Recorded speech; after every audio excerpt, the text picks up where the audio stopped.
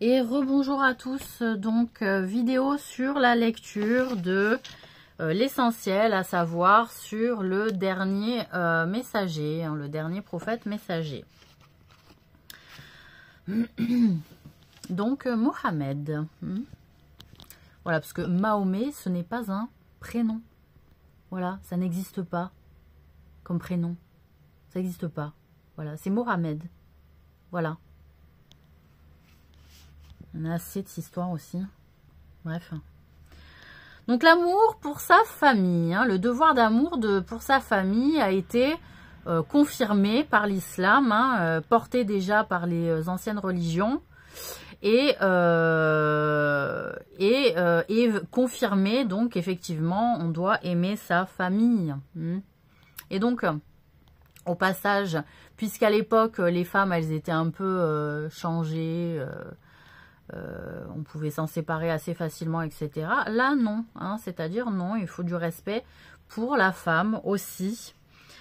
Donc, l'amour des gens de la maison du prophète fait partie de l'amour que l'on doit porter au prophète. Donc, on a comme devoir d'aimer la famille du prophète aussi en tant que croyant. Et d'aider à porter les fardeaux de la famille du prophète aussi, messager. Hein.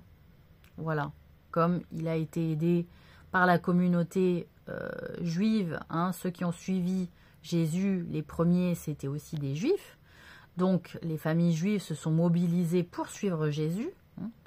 Et puis, et ceux qui se sont mobilisés pour suivre Moïse et protéger sa famille. Dieu dit, je parle toujours des trois religions parce qu'il est essentiel de rappeler qu'il n'y en a qu'une. Même si on est divisés, séparés parce que nous sommes incapables de nous unir, nous sommes des disputeurs en tant qu'êtres humains. Voilà, nous nous disputons. Je tiens à le rappeler. Donc nous préférons la dispute plutôt qu'à l'union. Vous voyez? Voilà, c'est pas compliqué. Donc restons divisés, moi je m'en fous. Chacun son livre et on verra bien. Donc, moi je m'en fous, j'ai les 3 livres. Voilà, allez, voilà. Moi mon cœur il est ouvert aux 3 livres, basta. Donc Dieu dit dans le Coran, Dieu ne veut que vous débarrasser de toute souillure. Dieu ne veut que vous débarrasser... Bon, il manque un vous. Dieu ne veut que vous vous débarrassiez de toute souillure aux gens de la maison du prophète et vous purifiez pleinement. Aucun salaire pour cela si ce n'est votre amour envers les proches. C'est-à-dire, vous marquez de l'aide envers la famille du prophète, vous marquez de l'aide envers la famille du prophète et vous n'en demanderez aucun salaire en retour. Que ce soit en biens matériels, que ce soit en monnaie ou que ce soit en aide. Sachant que ils étaient quand même les premiers à aider, hein, les gens de la famille du prophète. D'accord? Voilà. Donc on ne demande pas en retour quelque chose, notamment à un prophète. C'est un bienfait et on gagne des bénédictions à aider un prophète. Et oui. Alors, l'imam Ahmad at-Tarbarani et Al-Hakim ont rapporté d'Ibn Abbas ce témoignage. Lorsque ce verset a été révélé, on a demandé aux messagers de Dieu qui sont tes proches envers qui l'amour nous est obligatoire. Le messager de Dieu répondit Ali, Fatima et leurs 2 enfants. Donc, l'amour obligatoire après le prophète, c'était Ali, Fatima et les 2 enfants de ce couple. Finalement, pas les autres. C'était pas obligatoire. Pourquoi? Parce ils étaient les 2 personnes qui portaient le plus le fardeau du prophète avec lui. Et que les enfants d'Ali et Fatima, c'était des garçons. Et que, voilà, il fallait bien protéger les garçons aussi pour la lignée. La descendance du prophète.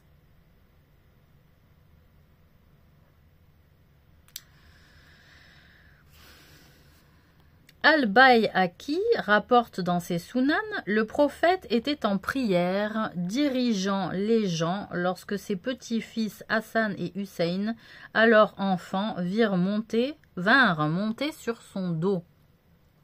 C'est-à-dire, on voit le prophète jouer avec ses petits-enfants. Donc, lorsqu'ils se prosternent, les gens se mirent alors à les éloigner. C'est-à-dire que lorsque le prophète, paix et bénédiction sur lui, faisait la prière, les deux petits-enfants, les enfants d'Ali et Fatima, montaient sur le dos du prophète alors qu'il était prosterné en prière. Donc le prophète dit, laissez-les par ma mère et mon père, celui qui m'aime, qu'il les aime. C'est-à-dire, laissez-les jouer sur mon dos, même quand je suis en prière. L'essentiel est de les aimer et de ne pas les rabrouer du fait de mon statut. Ce sont que des enfants. Bon, bref. Le prophète a dit, je suis sur le point d'être rappelé et de répondre à ce rappel. Je vous laisse les takalain, les deux dépôts. Quand il venait à mourir, le prophète il a dit ça. Je vous laisse les deux plus grands dépôts. Ce sont le livre de Dieu et ma famille. Le livre de Dieu et ma famille. Dieu m'a informé qu'il ne se séparerait pas jusqu'à ce qu'il revienne vers moi près du bassin jusqu'au jour du jugement. Regardez donc bien comment vous les traiterez après moi. Selon comment vous traitez donc Ali, Fatima et leur descendance, cela va peser dans vos balances. Attention. Bon. Muslim, donc un savant, At-Tirmidhi aussi et Al-Hakim ont aussi rapporté ce témoignage de Zaïd ibn al-Arqam. Un jour, le messager de Dieu a prononcé un discours au milieu de nous. Après avoir loué et remercié Dieu, il a dit « Ô gens, je suis un être humain. Bientôt, un messager de mon Seigneur viendra. Et je répondrai, je vous laisse les deux takalain, les deux lourds dépôts. Le premier est le livre de Dieu dans lequel il y a la bonne orientation et la lumière. Prenez donc le livre de Dieu et attachez-vous-y fermement. » Et il ajouta, « Et les gens de ma maison, je vous rappelle Dieu par les gens de ma maison. » Dans une autre version, un compagnon demanda, « En plus de tes épouses, quels sont les gens de ta maison ?» Le prophète répondit, « Ali et sa descendance, Al-Abbas et sa descendance, Jafar et sa descendance, et Akil et sa descendance. » Bon. Voilà. Donc après, il a ajouté avec d'autres personnes. Il faut noter qu'il y a plusieurs versions de ce hadith authentique, dont une où le prophète cite aussi sa sunna en second lieu après le livre de Dieu. Donc, il y a eu un gros travail de vérification qui a été fait pour vérifier la véracité de l'existence et de la parole qui a été donnée, qui a été donc définie comme étant un hadith, et un hadith authentique, puisqu'il a été authentifié comme ayant été bien dit et bien réalisé par le prophète. Et il y a donc différents témoins qui ont transmis ces hadiths à différentes et à plusieurs chaînes de transmission de savants qui se sont passés le relais et qui, par mémoire, par le biais de la mémoire et de la récitation, se sont transmis pendant des décennies les hadiths et le Coran. C'est pour ça que les musulmans sont aussi sur deux, parce qu'en réalité, cela avait été appris par cœur, voilà, la récitation avait été apprise par cœur pendant des décennies, pendant toute la vie, depuis la révélation du prophète, parce qu'il faut savoir que la révélation est descendue sur le prophète, il avait une quarantaine d'années, et qu'il est mort vers 65 ans. Et donc, pendant ces 20 et quelques années, ils se sont transmis la révélation du Coran et l'ont appris par cœur. Et ils ont observé les faits et gestes et ils ont récité et appris par cœur les hadiths qu'ils ont après, au fil du temps, rédigés, écrits. Et cela est authentifié. Pourquoi? Parce qu'en réalité, il y a eu plusieurs témoins qui ont transmis à plusieurs chaînes de transmission. Et plus il y a de chaînes de transmission, plus cela permet de penser que le hadith est authentique. S'il n'y a qu'une seule chaîne de transmission, cela permet de penser que le hadith est considéré, peut-être considéré comme faible, comme peut-être ayant existé, comme peut-être pas. Voilà. Donc il y a un doute là-dessus. L'imam Ibn Hanbal rapporte d'après Abu Dar que le messager de Dieu a dit « Les gens de ma maison sont auprès de vous comme le bateau de Nour, l'arche de Noé. » Nour en arabe c'est Noé. Donc les gens de ma maison sont auprès de vous comme le bateau de Noé. Celui qui est monté a été sauvé et celui qui l'a manqué s'est noyé. Selon At-Tabarani, dans Al-Awsat, Ibn Omar a dit « La dernière chose que le prophète a dit est ceci, trouver dans les gens de ma famille ma succession. » Mais ma succession aussi dans les conseils liés à la législation actualisée. Aussi par rapport aux faits sociaux qui évoluent avec le temps. D'où l'intérêt qu'il y ait des savants qui perdurent depuis tout ce temps et qui légifèrent sur la vie telle qu'elle est au fil des années, au fil des siècles, puisqu'il y a eu la modernité, il y a eu les avancées techniques, il y a eu les avancées scientifiques, donc tout ça, il faut légiférer aussi, adapter de manière au regard de la lumière du Coran. Voilà, pour ne pas tomber dans le mauvais. Aux gens, je ne suis qu'un être. Donc le prophète a dit aussi. Donc ça, bon, ça c'est de la répétition, on va un peu zapper. Hop.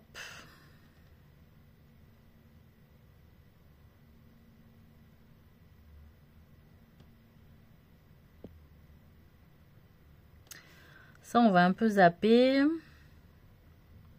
Ça va faire trop de répétitions.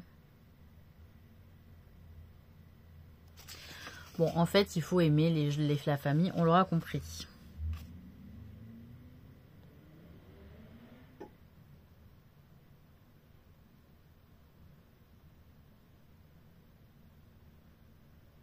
Voilà, Ash-Shabi rapporte, Zayd, après avoir guidé la prière des morts, s'apprêtait à monter sur son mulet lorsque Abdallah ibn Abbas arriva. Il lui céda sa monture. Ibn Abbas dit « Oui, c'est ainsi qu'on nous a ordonné de nous comporter avec les oulémas, les savants, les oulémas. » Zayd embrassa sa main et lui dit « C'est ainsi qu'on nous ordonne d'agir avec les gens de la maison de l'envoyé de Dieu. » Le respect du prophète, de sa famille et de ses compagnons passe d'abord par l'obéissance à ses prescriptions et conseils, par le fait de le prendre comme exemple et de chercher les guides spirituels vertueux qui rappellent ses vertus, ses comportements et qui guident vers sa voie. La prière sur le prophète. Donc la prière sur le prophète, c'est tout simplement de dire paix et bénédiction sur le prophète. Nul ne peut prétendre aimer le prophète sans prier sur lui abondamment. Dieu et ses anges bénissent le prophète. Ô vous qui croyez, invoquez pour lui, ce qui est écrit dans le Coran, sans cesse la bénédiction et le salut de Dieu. Ce verset, verset du Coran, donc c'est une preuve irréfutable, que la prière sur le prophète est la clé du bonheur dans ce monde et dans l'autre, quelle que soit la formule utilisée. La prière sur le prophète, ici, porte le sens de la miséricorde lorsqu'elle est adressée par Allah, celui de la demande de pardon à Allah lorsqu'elle est adressée par les anges, et celui du duha, de l'invocation en arabe, lorsqu'elle est adressée par nous. Il s'agit donc de demander pour notre bien-aimé prophète la meilleure des stations auprès d'Allah, les honneurs qu'il mérite et les éloges en sa faveur. C'est un exemple de bonne prière, de procéder à la prière, un exercice de prière. La prière, donc, celui de la demande de pardon à Dieu lorsqu'elle est adressée par les anges. Donc les anges demandent souvent pardon à Dieu. celui de l'invocation qui, lorsqu'elle est adressée par les humains, il s'agit de demander pour notre bien-aimé prophète, donc la meilleure station auprès de Dieu, donc prier pour le prophète pour qu'il soit au plus près de Dieu dans la meilleure des stations, qu'il mérite et les éloges en sa faveur. La prière sur le prophète n'est pas spécifique, les formules de prière sont innombrables et sa pratique n'est pas confinée à un lieu ou à un moment précis. On peut le faire n'importe quand, n'importe où, enfin pas dans les toilettes, hein, mais voilà, quand on fait, quand on travaille à notre quotidien, on peut avoir une pensée à la faveur du prophète et prier pour lui, voilà, hein, il n'y a pas de temps dédié à ça, comme on peut faire aussi de la demande de pardon à tout moment, hein, ce qu'on appelle de l'istighfar. Donc, nombreux sont les hadiths qui incitent et recommandent aux croyants la prière sur le prophète. On cite parmi ces hadiths, le prophète a dit « le pingre, l'avare, et celui qui, en entendant mon nom, ne prie pas sur moi. » Donc, bon. Voilà, je le fais pas moi à chaque fois que je vous lis parce que sinon ça va malheureusement casser la tête aux gens. Donc voilà, hein, en mon cœur, si Dieu veut, hein, voilà. Donc selon Omar, le prophète a dit, chaque supplication est conservée au paradis et lorsque l'on prie sur moi, la supplication est envoyée vers Dieu. Donc toutes les supplications des invocations sont enregistrées au paradis, alors que lorsqu'on prie sur le prophète, c'est directement à l'arrivée accueilli par Dieu. Et dans le hadith Sahih d'Al-Bukhari, je vais arriver à le dire, il est rapporté, chaque fois que quelqu'un prie sur moi, Dieu me restitue mon esprit pour que je lui rende son salut. C'est-à-dire que même mort, le prophète, paix et bénédiction sur lui, le prophète est, même mort, quand on fait une prière pour le prophète, à la faveur du prophète, Dieu réveille l'âme du prophète pour qu'il nous rende le salut. Voilà. Donc les anges transmettent au prophète aussi nos prières sur lui en vertu du hadith. Dieu possède des anges parcourant la terre et qui me transmettent les salutations de ma communauté. Et il est rapporté aussi, chaque fois que quelqu'un prie sur moi une fois, Dieu prie pour lui 10 fois. Plus on est généreux avec le prophète, plus Dieu sera généreux en retour envers nous. Donc, dans une tradition rapportée par Ahmad et At-Tirmidhi, Ubay ibn Ka'b demanda au prophète, « Messager de Dieu, je fais beaucoup de prières.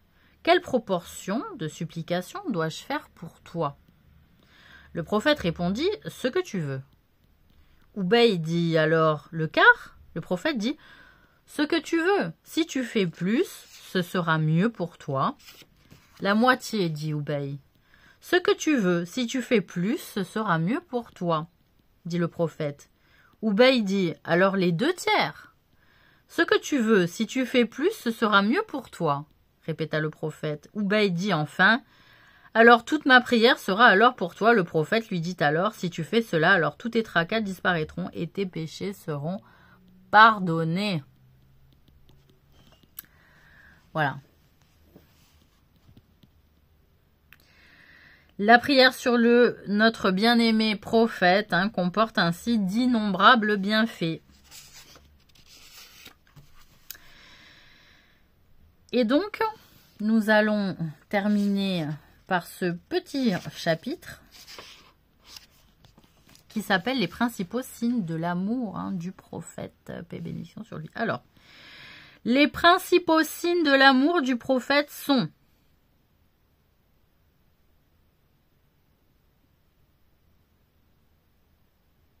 le fait de le préférer à tous les biens de ce bas monde, à soi-même et à quiconque, même à son enfant et à sa propre famille, et à chaque fois que son nom est cité, de prier sur lui et d'avoir le plus grand respect à son égard. Donc, là, on clôt, en fait, ce chapitre-là du fait d'aimer, premièrement, sa famille, d'aimer en priant sur lui, et de l'aimer au-delà de tous les bienfaits. C'est un entraînement, hein. On aime le prophète comme on aime, si vous voulez, Dieu. C'est-à-dire, on l'aime plus que nous, puisqu'il porte le fardeau du service de Dieu et qu'il nous apprend à honorer, à glorifier et à aimer Dieu correctement. Donc, on remercie, on donne de la reconnaissance et du respect envers un être qui nous accorde de son énergie, de son temps, de sa vie, de son endurance aussi, de sa motivation aussi, lui, à être reconnu en tant que bon serviteur. Hein. Voilà. Donc, on doit le faire passer avant nous, car il porte un fardeau plus lourd que nos fardeaux. Le fait d'aimer et de respecter ceux qu'il aime, et qu'il aime sa noble famille, les gens de la maison du prophète, ses compagnons. Le fait de prier abondamment sur lui, de faire ses éloges, de désirer sa rencontre, car si on aime quelqu'un, on ne se lasse pas de l'évoquer. Même si on ne l'a jamais vu. On aime ce prophète messager parce qu'il a porté un fardeau plus lourd que ce qu'on est capable de porter. En notre faveur, à la faveur de notre salut, hein, du salut de nos âmes. Le fait d'aimer les gens de Dieu et les savants pieux et vertueux et chercher leur compagnie, hein, ça fait partie des devoirs hein, islamiques. Le fait d'aimer les gens de Dieu et les savants pieux et vertueux et chercher leur compagnie. Hein, cela est inspirant pour notre vie rituelle. Et le fait de se conformer, suivre ses enseignements et de lui obéir en toutes choses et en toute situation. À l'époque, c'était, voilà, maintenant, on fait un peu tous ce qu'on veut. Hein, on n'a plus le fardeau aussi d'avoir le prophète hein, à nos côtés qui peut regarder ce qu'on fait et nous rabrouer. Mais l'époque, elle était telle que on remettait tout, sans cesse, on allait le questionner. Pour un oui, pour un non, et ça est-ce que c'est bien, et ça est-ce que c'est bien, et ça est-ce que c'est bien, et ça est-ce que c'est bien. C'est lourd, hein, comme cela a été le cas pour Jésus, comme cela a été le cas pour Moïse, hein, paix sur eux. Donc, voilà. C'est guider les gens, apporter un tel fardeau de nouveauté, c'est très lourd. Le fait de défendre et communiquer sa cause et sa sunna d'abord et avant tout par le bon comportement envers son prochain, la bonne parole et par la sagesse. Le fait de veiller à l'union sacrée de la Oumma et d'éviter les causes de la division.